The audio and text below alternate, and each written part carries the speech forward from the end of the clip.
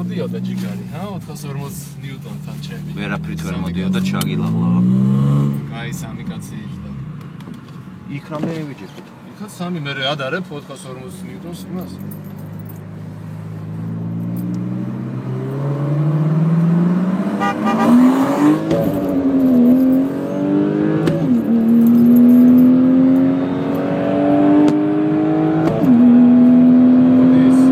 შენ გზას უყურე ვერ მოდის.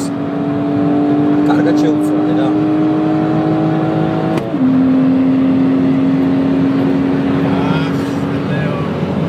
დავითა გეწევათ ბიჭო.